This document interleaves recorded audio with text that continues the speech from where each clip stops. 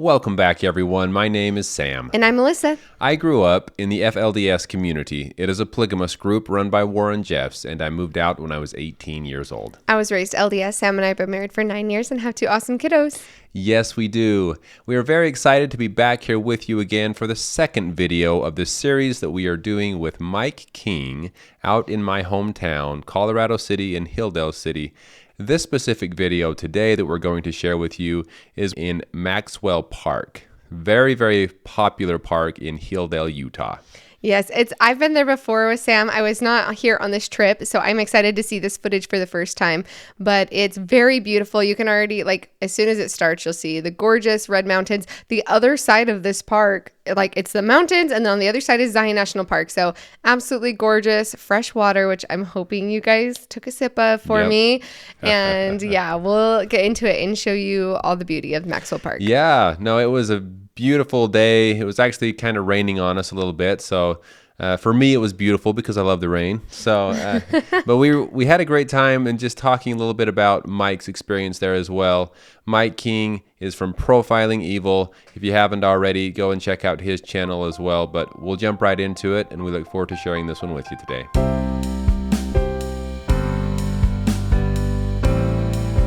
Welcome, everyone. My name is Sam from Growing Up in Polygamy. Hey, and I'm Mike from Profiling Evil. Today, we are actually standing in Maxwell Park here in Hilldale, Utah, my childhood home. My father was the mayor of Hilldale and was also in charge of this beautiful park we're standing in right here. So I spent a lot of time right here where I'm standing today as a shorter, younger boy. I have a hard time believing you were ever shorter. Number one, historically, Maxwell was one of the original founders of Short Creek. Correct, yes. But he didn't own this land. It was actually owned by a family that were not practicing plural marriage. They weren't polygamous. Mm-hmm. But at a certain point, I think within Johnson's reign, when he was the leader of the FLDS, he donated or sold the land with a very strict edict that it always be and always remain a park and not be commercialized. Exactly. He's a very well-known person, Maxwell, and everyone admired him. I believe he actually did donate a lot of the land to the FLDS or to Johnson and the people here. He also, there's this natural water spring where the whole town, even from Colorado City, Arizona, they come here and get their water, their fresh water from these taps right here. And he also wanted to make sure that that was available to the public as well. You know, for years, I've watched this. And when I was investigating cult crimes for the Attorney General, I would come here sometimes and park just to see which families were coming, because my hope was that it might be one of those places where I'd see one of the leaders that I was really trying to corner and question. And it's a place today that you see a mix of prairie dresses and people that are wearing street clothes like you and I now. Yes. Yeah, so nowadays, most everyone that lives in Colorado City and Hilldale are people that no longer follow or believe in Warren Jeffs. All the ones that are strongly believing in Warren Jeffs today have been asked to move out because this area is being overrun by apostates, as they call them, which are people that have left the church. And they're coming back and reclaiming their land, reclaiming their homes. And so for that reason, most of the FLDS people that follow Warren Jeffs are living in surrounding towns near this area, and some of them in North Dakota as well. Okay, did you ever see people, outsiders, chilling at Maxwell Park, like what Mike King's saying he did? Yes, in fact, I remember, and I always assumed that they were probably from over the hill, the Centennial Park group, but sometimes we would see outsiders randomly showing up at the park. I even saw a couple times some people sleeping on the picnic tables. I don't know. I mean, we would see random things, but I never went up to ask them where they were from or who they were. But yes, we did see some of that, just strangers to us, and definitely not dressed like the FLDS were dressed, that would come to the park. He said that he would kind of hang out there to look for the leaders to possibly show up and that. And, I wonder if he ever saw anyone of importance up there, because we would always run into people from the Short Creek area at this park. But I don't recall ever seeing I'm trying to remember. As a young boy, I don't recall ever having any kind of event or seeing the leaders of the church at this park. Most of the time, that was at the other park, the one in Colorado City, which is just, you know, 5-minute drive from here. But the one called Cottonwood Park. That's where most of the big events were held. Interesting. You know, I'll never lose the image in my mind of coming up here and seeing 50 kids playing in this park, playing softball or football, and the girls running in those prairie dresses, and the boys in the 100-degree summer heat with the sleeves down to their wrists. That was me. That was me right here. Actually, we would play a lot of kickball and baseball right here behind me, and you know, on top of that, I remember vividly my mother sitting on the grass right here. I don't remember if she was on a chair or just on the grass. And me and a couple of my brothers ran up the mountain behind us and just shot right up the cliff. Actually, a close call. One of my brothers stepped on a rock and almost fell. I had to kind of try to grab him and keep him from falling. But sometimes I wonder, how did we survive? How did we survive? And of course, my mother was down here yelling and trying to get us to come back the whole time, afraid for our lives. But man, we had a lot of good times here. Well, you know, you say, "Oh, my brother," but you had 34 siblings, didn't you? One of my brothers, yes. Yeah. I mean, a lot. Take a minute and just share what life in a polygamous family was like, because outside of the drama that came with plural marriage, yes, kids kind of had a great time, didn't they? We did. You know what? And during my time, the majority of my childhood out here was really great. And not everyone can say that, but I know a lot of others can. I was blessed to be born into a really good family. I feel like my mother was very loving, very just an angel. And my father was a hardworking person that taught us a lot of great values. I mean, yes, there was the strictness that came along with the mentality that everyone had to obey and look up to. And in some families, the father was almost more like a king figure because of the teachings of the church. Yeah. So there was that side of it where people said, you know, did you just run up to your dad sometimes and say, "Hey, what's up, Dad?" Not really. No, it was more of he was the ruler, which we looked up to and obeyed. But I feel that he tried to do it in the best and kindest way he could. You know, I have heard that so many times from people who live polygamous lifestyles, that their closeness was with their mother or mothers, and that the father was just kind of someone who flitted in and out, and there was like a real lack of connection with them, almost a disconnect. But you've gone through a process where you walked away from the FLDS. Yes. And with that comes some very traumatic family issues. You care to share any of that? Sure. Well, unfortunately, when you leave the FLDS church, or at least what became the Warren Jeffs church, if you leave, you're not welcome back. And that was because of Warren's teachings. You know, before Warren Jeffs, I had older brothers, and I'm talking way older than me, that had left the church before I was even born, that would come around for Thanksgiving time. And that was before Warren Jeffs put an end to all fun, too, which included Thanksgiving and any other celebrations we had out here. So he actually banned the word fun as well. He said, no longer can we say fun. If you are enjoying something, you can say it's enjoyable, but nothing should be fun, because everything should be for the building up of the kingdom of God, and no fun shall be had in my town, basically, is what he said. You know, I don't know. The God I believe in, I think, really likes fun. But right. it is another way of coercive control in these organizations, in a way which people are then subjected to emotional punishment, in my opinion. Mm-hmm. You know, I want to get one elephant out of the room here, and that was when I came into town as a police officer, and I'd pull up and see a bunch of kids like Sam Zitting out playing baseball. What was going through your mind?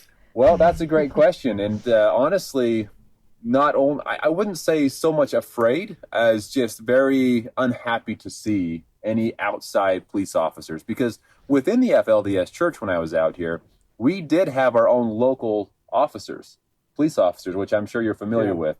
But of course, they were obeying Warren Jeffs as well. So you can see how that could be. It's good to be king, right? Exactly. But a good thing on my side for the local police officers, and then I'll get to the outsiders, was the fact that my father being the mayor, I didn't feel like I was really ever going to get into trouble because he was the mayor of a city. So the police officers, in a way, looked up to him and respected him. And so anyway, that was helpful. But as far as outsiders, especially law enforcement outsiders, we were taught to believe that you were all wicked, evil people trying to come in and destroy the Church of God. Now, that was kind of taught by the church. Everyone being wicked wasn't necessarily taught in my family, but it was an idea throughout the town. And so when we would see a police officer come up and, we could tell right away that you weren't a part of the FLDS church, we would either try to run and hide, or we would just give very displeasing looks, I guess you could say. Well, I was the recipient of many of those displeasing looks. Hey, before we leave Maxwell Park, just kind of help people understand this incredible vista that we're looking at, Yes. and where it really is situated, because it's a place where worldwide people will know the area that this is. Yes, so right behind me, if you were to walk over that mountain, just a quick little easy walk, right? Over this mountain, you would actually come down into Zion National Park.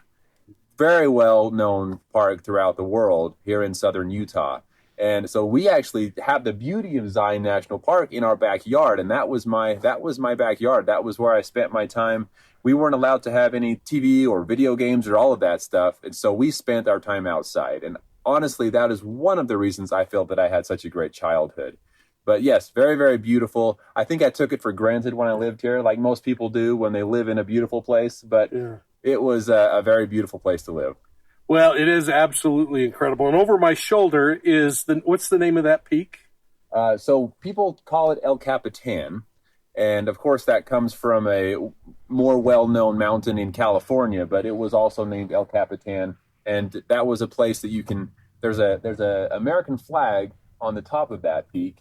And we would spend a lot of time climbing that mountain. And if you look at it, you wonder, how can you climb a sheer cliff? But there is a way to get up there. It's not easy, but you can hike up that mountain too. And how many members of the community over the years perished making that climb? Surprisingly, no one in my family, but I don't know for sure about that specific peak, but there were mountains around us here where there was life lost in hiking around some of these mountains. And one of those mountains is actually one that was forbidden to hike so we were told by leaders of the church that Gadianton robbers lived, or their spirits still lived and dwelled in some of these surrounding mountains here. And so we weren't allowed to hike some of the mountains. And now I still wonder to this day if maybe there was something hidden in those mountains that they just didn't want us to find, or what exactly the reason for that was, but we were afraid to hike some of these mountains. Real quick, babe, do you want to describe to people who are watching this going, who the heck are the Gadianton robbers, and why would their spirits make for a scary place? Everybody doesn't just know that already? I don't think so. Interesting. So Gadianton robbers, they are, I don't know if you'd call them characters, or they are people within the Book of Mormon. And in the Book of Mormon, they were these bad people that would go and steal and murder, and they're just awful people that would hurt those around them. I don't remember where exactly they came from in the Book of Mormon. I don't know if you do, but they were just very well known in some of the books throughout the Book of Mormon. And so in the FLDS, of course, they read the Book of Mormon. And they took that, one of the leaders, and this was before Rutland Jeffs had passed away, so I don't know who came up with this theory necessarily, but one of the leaders told us that because of some experience or revelation they had, that they knew that these evil people, their spirits after they had died, remained on, almost like ghosts, remained on this mountain out there. And because of that, we weren't allowed to ever go climb it, or we were told that if we did, we could get seriously hurt, captured, killed, whatever it might be. And so, of course, myself, and I know most of the people out there, that knew of this anyway didn't ever dare climb some of the mountains, not the ones that we're looking at here in this video, but some other mountains. And so anyway, and there were stories told about people that did go and try to climb this mountain, and they were never seen again. So, I don't know if that's true or if they were just campfire stories to scare us to not climb the mountain. I hadn't really thought about it when I was out there, but now I'm thinking, man, maybe there was something hidden in that mountain that they just didn't want us to find. I don't know, but there were a lot of other mountains to hike as a young boy, so I chose not to hike the Gadiant and Robber Spirit Mountain. Yeah, it makes you think of all these movies that have come out where there have been those kinds of ghost stories, and it was a mine that was holding gold or something like that. Yes. Hey, so we're going to pan out on drone here and kind of look at Maxwell Park, and then kind of swing around in a 360-degree radius and look at the area. I love this picture here that he has. Now, this is in the winter. Obviously, you can see a little bit of snow here, but it is generally a lot more green than what we're seeing right now, like the grass and different things. But yes, I mentioned at the beginning of this video that with Mike that my father was in charge of the park, and that is true. A lot of what was done to the park and upgrades and things was because he made sure it happened. But because he was in charge, I also spent a lot of time as a young boy, and a lot of my other family members did as well, coming up, mowing the grass, pulling weeds, making these adjustments. You can see there's this restroom down here that is the walls are completely faced with this real stone, and that was me and my brothers that did that. So I spent a lot of time not only playing but working, or at least supposed to be working, in this park. And it wasn't too far actually from my childhood home. We could run up and down this road, and it would probably take us, 30 minutes to get home, or maybe even less, depending on how fast we wanted to do that. But anyway, I just wanted to point out this was a lot of my time was spent here at this park growing up. And are these the mountains, now that we're facing the opposite direction of what you guys were, are those the mountains that had the Gadiant and Robber spirits? So now Mike's drone here has picked up the Gadiant and Robber Spirit Mountains. So those are the ones. Take a good look. Don't hike those mountains. Actually, I have to point out, I have hiked them now. After I realized that I no longer believed in what I was told, or at least everything I was told growing up, I went back to prove a point and hiked the mountain just to say, to be able to say that, hey, I did it. I'm still here. I'm glad I'm here. Who knows what could have happened. I'm glad you're here too, babe. Here, just behind us, there's a couple picnic tables you can see. And we would come up here some days with the family. And when I say family, yes, I mean a village of people. We would come up here and have a picnic or something, and we would just run around as young kids and play tag or frisbee or whatever we could get our hands on. But we had a lot of fun and a lot of memories up here. There was a horseshoe pit. I don't know if it's still here or not, but we would play horseshoes a lot.